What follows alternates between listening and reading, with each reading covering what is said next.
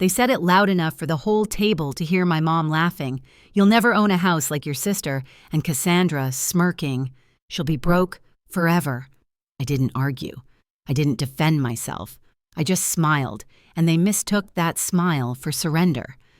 Weeks later, their car rolled up my driveway, their calls coming one after another, as if they suddenly had questions about the life they swore I'd never build. I stood inside the doorway of the house they said would never be mine and typed 4 words that ended everything. "Get off my property." Before I tell you how it all unfolded, tell me where are you listening from, so I know I'm not alone, and I grew up in a house where success wasn't just encouraged, it was measured, ranked, and displayed like trophies on a mantle. And Cassandra, my sister, was the one everyone pointed to when they talked about doing life right. 3 years older, polished from the start, she slid into every milestone exactly the way my mother believed a daughter should. Top schools, high-paying career, a picture-perfect marriage to a man who fit neatly into my mother's definition of prestige. I was the other one. The quiet one with ink on my fingers from sketching late at night, the one who preferred color palettes to spreadsheets, the one who never fit into the mold my mother spent years trying to press me into. She didn't understand why anyone would choose design over something stable, why I'd choose a small apartment downtown over a suburban blueprint, why I didn't want the life she had rehearsed for me. At every family gathering, Cassandra's accomplishments were recited like scripture. New job title, new bonus, new home, new vacation property. Each update served with my mother glowing beside her, nodding proudly like she'd built my sister with her bare hands. And then there was me asked about in passing, usually followed by a sigh, a raised eyebrow, or a well-timed shake of the head when I mentioned something that didn't sound impressive enough. Still, I tried. Not to impress them, but to stay connected, hoping one day they might see me for more than the gaps between their expectations and my choices. I worked full-time at a creative studio, freelanced at night, often eating dinner at my desk because the ideas kept coming. I wasn't rich, I wasn't flashy, but I was proud of the life I was shaping piece by piece, project by project. Then came that Thanksgiving dinner, the one where my mother's laugh cut through the room after someone complimented the small updates I had made to my apartment, as if repainting a rental was some kind of punchline.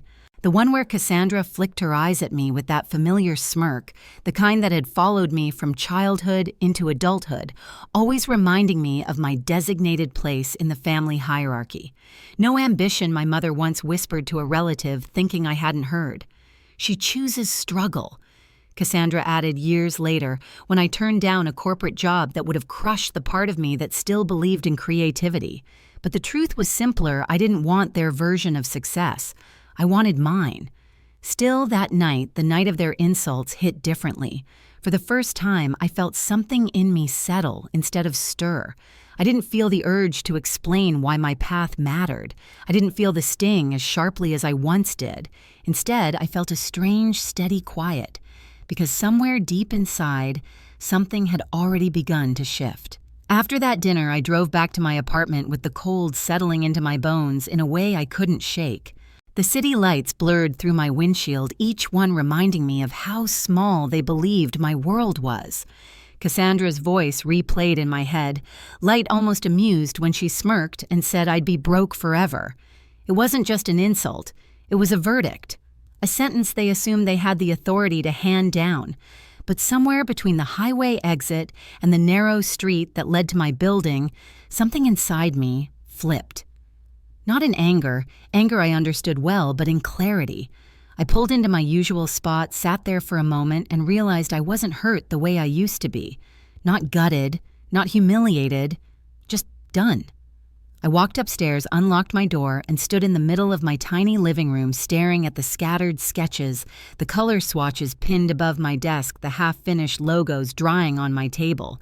It wasn't much, but it was mine. Every client I had earned, every design I created, every late night that shaped the foundation of something real, all of it belonged to me.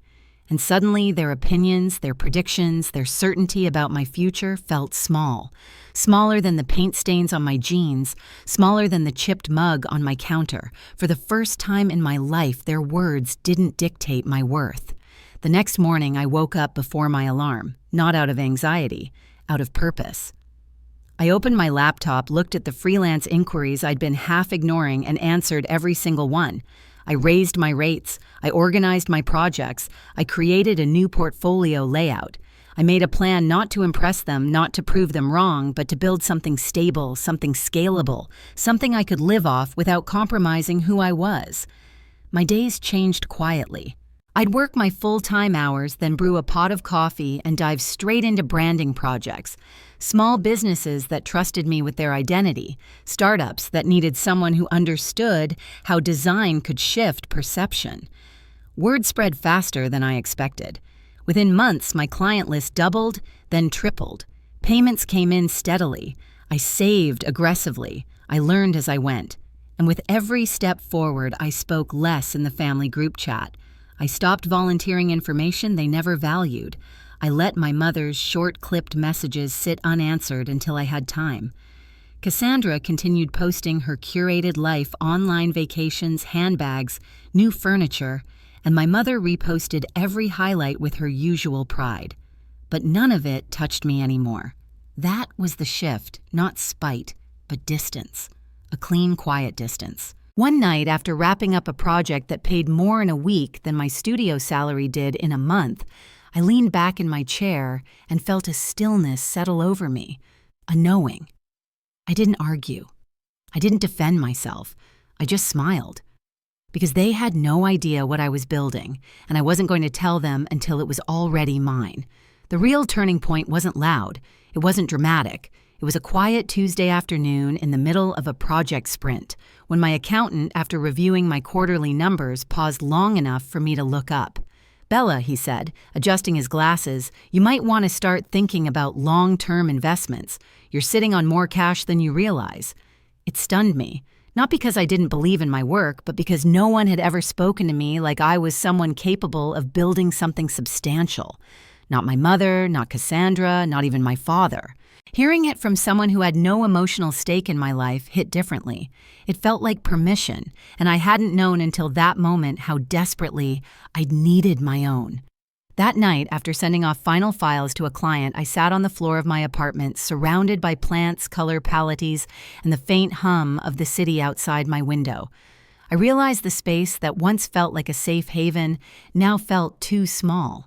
Not because I outgrew it, but because I was finally ready to let myself want more, not their version of more mine. I searched listings with no particular expectations, scrolling past modern condos and new builds that all looked the same. Then a headline caught my eye: historic Victorian home in Millbrook. Something in me pulled toward it. Millbrook was the neighborhood my mother used to drive through just to point out which homes belonged to real successes. I clicked the listing. Tall windows, wraparound porch, a turret filled with sunlight. Original woodwork that begged to be restored. It looked like a story waiting to be rewritten. The next morning, I contacted the listing agent. That's how I met Ms. Rowan, a woman with silvering hair, a sharp blazer, and kinder eyes than I expected. She didn't look me up and down the way so many had. She didn't ask if I had a co-signer. She only asked, "What are you looking for in a home?" I told her the truth. Something with history.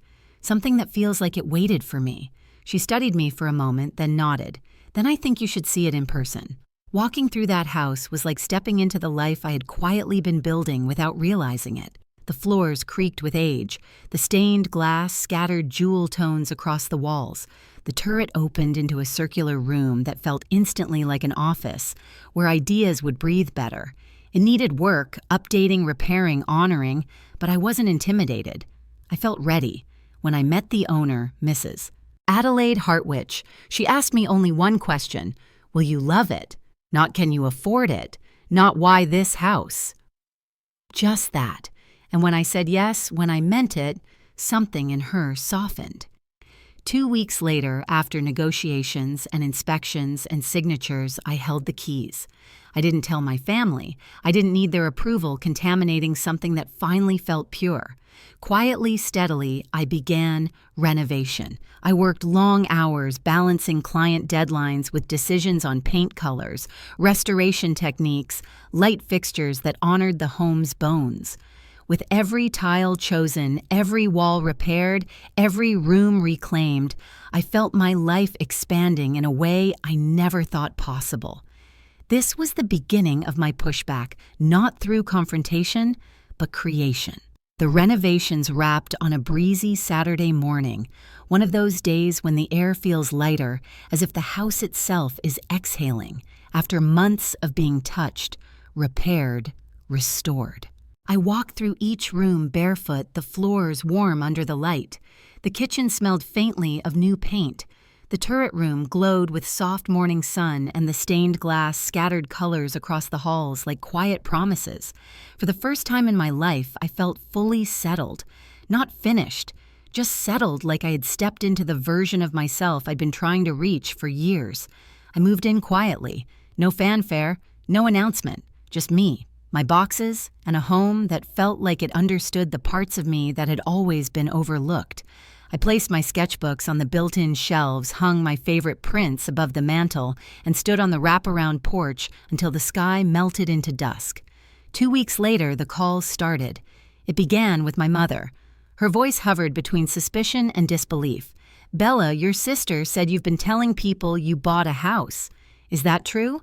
There it was. Not curiosity, not pride, not even mild interest, just accusation. "It's true," I said. "Where in Millbrook?" Silence heavy, stunned, disbelieving. Finally, she exhaled sharp enough to cut. "Impossible." Then, as if remembering she was speaking to her own daughter, "Send the address. We're coming to see it." I almost laughed. After years of belittling my work, dismissing my choices, questioning my worth, she said it like it was her right, like she was entitled to walk through something she never believed I could build. But for reasons I still can't fully explain, I gave her the address. Maybe curiosity, maybe closure. Maybe I wanted them to see not for validation, but for truth. The truth of who I had become without them. I didn't prepare anything for their visit. Not one explanation, not one document. For the first time in my life, I felt no urge to justify myself. An hour later, while I was in the turret room sorting through color samples for a client, my phone lit up. Then again, call after call from my mother. Another from Cassandra, a text from both, then another. I didn't answer. I walked downstairs, the soft creak of the hallway familiar already, and stepped into the front room. Through the stained glass patterns on the window, I caught movement, a car pulling up doors, slamming voices, overlapping. They were here. I stood by the doorway as their shadows crossed the porch. Cassandra knocked, first quick, impatient. Bella opened the door. Another knock, heavier. "Bella, stop acting ridiculous," my mother's voice snapped. "We're here, let us in." They weren't asking. They were commanding the same way they always had. I didn't move. I didn't speak. I just watched their silhouettes shift behind the glass. Then my phone lit up again. A call, then another, a text, then more. Each notification hit like a reminder of every year I'd tried to earn their approval, every time I'd swallowed my voice to keep the peace. As the porch filled with their frustration, I walked to the window at the far end of the hallway. From there I could see the curve of the driveway, long, clean, lined with old oaks and their car sitting at the bottom of it, like an unwanted echo from a past life. They stepped off the porch, then pacing, calling again, the impatience twisting into something almost frantic. I could feel the urgency radiating off them, not because they cared about me, but because they couldn't comprehend a version of my life that didn't orbit theirs. It struck me how surreal it was. These were the same people who once laughed across a dinner table that I'd never have a home of my own. The same ones who declared I'd be broke forever. The same ones who hadn't noticed me slowly, silently building a life that no longer included begging for a seat at theirs. Cassandra called again. The ringing vibrated through the quiet foyer. "Bella." "This is childish," she said in a voice trained to sound superior. "Just open the door." I let the call die out. Another text came through, this time from my mother. "We're waiting. Come outside." For years, that tone would have sent me spiraling, scrambling to prove I was worthy of something as basic as respect. But standing in my own home, surrounded by walls, I had chosen floors. I had refinished space. I had claimed something clicked into perfect alignment. I picked up my phone. I opened a new message. I typed slowly, deliberately. Get off my property. 4 words: clean, final, unshakable. I watched them both look down at their phones almost in unison, first confusion, then shock, then something like disbelief as they lifted their eyes back toward the house. I stepped deeper into the hallway, letting the shadows swallow me so they wouldn't see the small, calm smile forming on my lips. They didn't knock again. They didn't call my name. They just stood there for a long moment, staring at the house they once said I'd never own, trying to make sense of a boundary I had every right to draw. Finally, Cassandra turned first, her posture rigid. My mother hesitated longer, glancing back at the porch as if waiting for me to change my mind. I didn't. They walked to the car. The engine started. The gravel shifted under their tires as they backed out of the driveway, and with each slow turn of the wheels, a weight I hadn't fully realized I was carrying slipped away. They weren't gone forever, but their control over my life was. I stood alone in the foyer, the light shifting across the floorboards, the house settling around me with small, gentle pops. The silence wasn't empty. It was full of the person I had become, full of the future I had built with my own hands, full of the peace that comes when you stop asking people to treat you better and instead walk into the life where you're already enough. That was the day the past finally ended and the day my life truly began. In the days after they left my driveway, the silence from my family felt different, less like an absence and more like a clearing. No demands, no comparisons, no sudden reminders of where they thought I ranked in the family hierarchy, just space, the kind I'd never been allowed to claim before. A week later, Cassandra sent an email, not defensive, not coded in superiority, just human. She admitted the things she had repeated all her life weren't confidence, but insecurity, that watching me build something on my own terms forced her to confront the hollowness of the life she performed for approval. My mother's message came after shorter, shakier. She didn't justify anything, only said she was trying to understand how her version of love had turned into pressure, heavy enough to push me away. I didn't rush to answer either one. Healing doesn't sprint, it walks. But for the first time, I wasn't responding from fear or longing. I was responding from a home that held me, from a life I had shaped without their permission. When I finally wrote back, I didn't promise closeness. I promised honesty and boundaries, and that was enough to start something new. Do you want me to continue with part 7, max 60 words? If this story taught me anything, it's that boundaries aren't walls, they're doors you learn to guard. I built a life they said I'd never have, and I did it on my own terms. If you've ever fought to be seen, tell me where you're listening from. And if my story stayed with you, subscribe for the next one.